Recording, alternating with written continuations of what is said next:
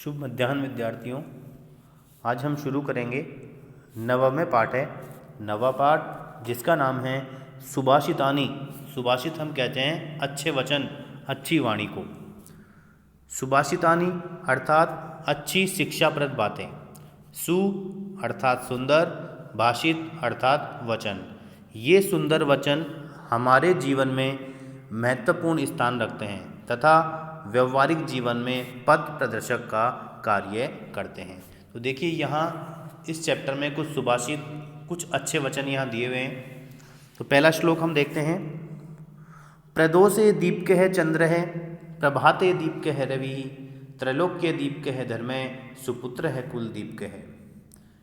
देखिए अन्वय से हम इसका भावार्थ करेंगे। अन्वय होता है शब्दों को अपने क्रम में रखना।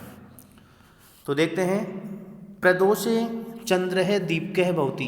प्रदोष काल में अर्थात सायंकाल में चंद्रः दीप्कः भवति, चंद्रमा दीपक होता है। सायंकाल में चंद्रमा दीपक होता है। प्रभाते रवि दीप्कः भवति।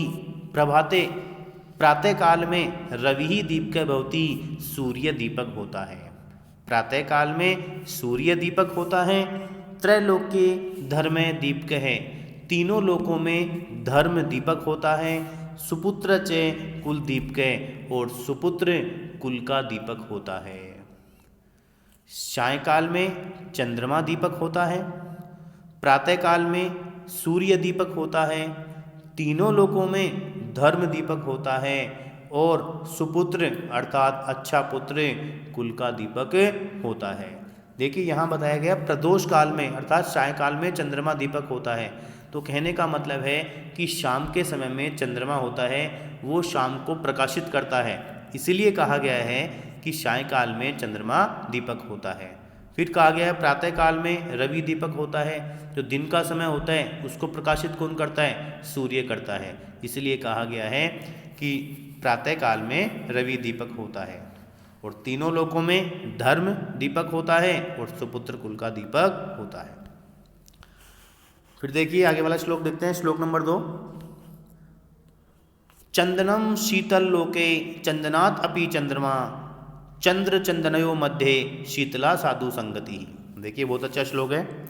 अन्वय देखते हैं। लोके चंदनम शीतलम भवति चंदनात् अपि चंद्रमा शीतलः भवति चंद्र चंदनयोः मध्ये साधु संगति ही शीतला भवति। लोके संसार में चंदनम शीतलम भवति, चंदन शीतल होता है। संसार में चंदन शीतल होता है। चंदनात् अपि चंद्रमा शीतल भवति, चंदन से भी चंद्रमा शीतल होता है। चंदनात् चंदन से, अपि भी चंद्रमा शीतल भवति शीतल होता है। चंदन से भी चंद्रमा शीतल होता है। चंद्र चंदनयो मध्ये साधु संगति ही शीतला भवति, चंद्रमा और चंदन के मध्य में सज्जन व्यक्तियों का साथ अर्थात सज्जन व्यक्तियों की संगति शीतला भवति शीतल होती है। संसार में चंदन शीतल होता है। चंदन से भी चंद्रमा शीतल होता है। चंद्रमा और चंदन के मध्य में सज्जन व्यक्तियों की संगति अर्थात सज्जन व्यक्तियों का साथ शीतल होता है। तीसरा श्लोक है। यथा चित्तम तथा वाचाम यथा वाचे तथा क्रिया चित्ते वाची क्रियायाम च साधूनाम एक रूपता। बहुत अच्छा श्लोक है।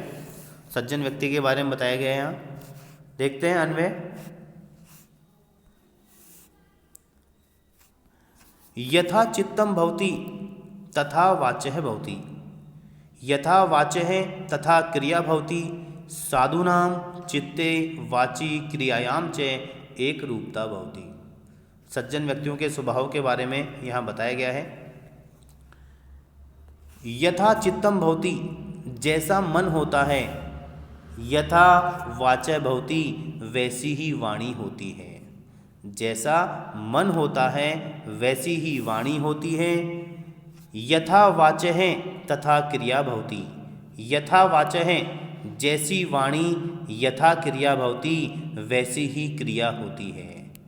जैसी वाणी वैसी ही क्रिया होती है।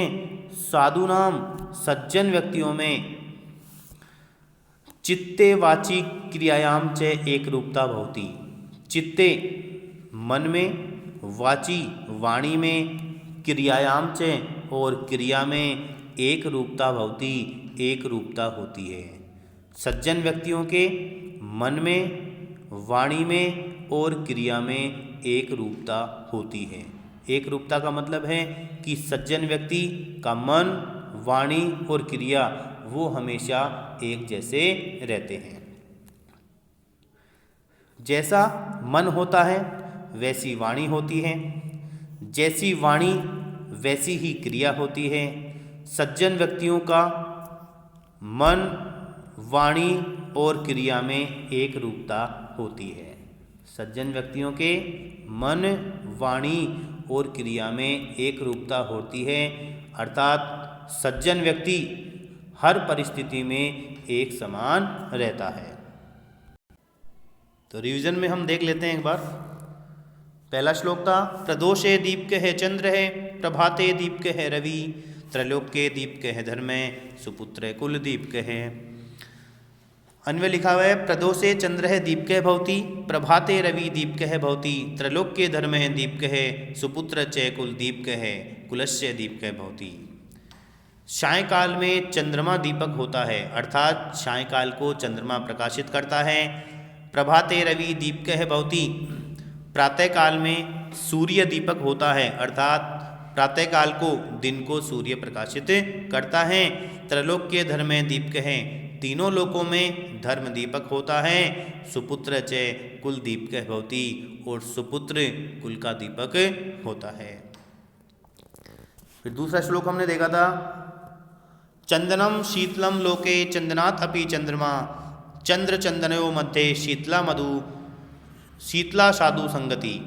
अन्वय है लोके चंदनम शीतलम भवति चंदनात् अपि चंद्रमा शीतलः भवति चंद्र चंदनयो मध्ये साधु संगति शीतला भवति।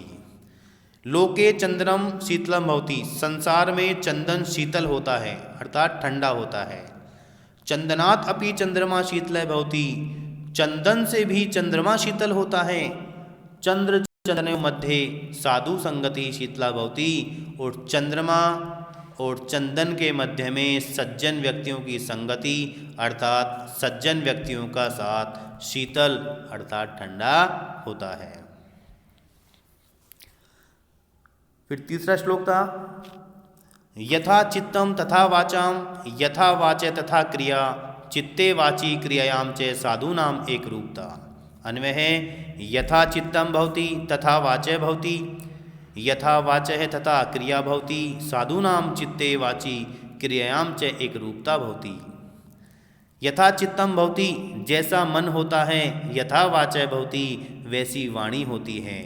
यथा वाचः तथा क्रिया भवति जैसी वाणी होती है वैसी क्रिया होती है। साधूनाम चित्ते वाची क्रियायाम च एक रूपता भवति सज्जन व्यक्तियों के मन में, वाणी में और क्रिया में एक रूपता होती है, अर्थात सज्जन व्यक्तियों के मन, वाणी और क्रिया हमेशा एक समान रहते हैं। तो स्टूडेंट्स 3 श्लोक आज हमने पढ़े हैं, तीनों का भावार्थ आपको करना है। इससे आगे के श्लोक हम आगे की क्लास में लेंगे। Thank you.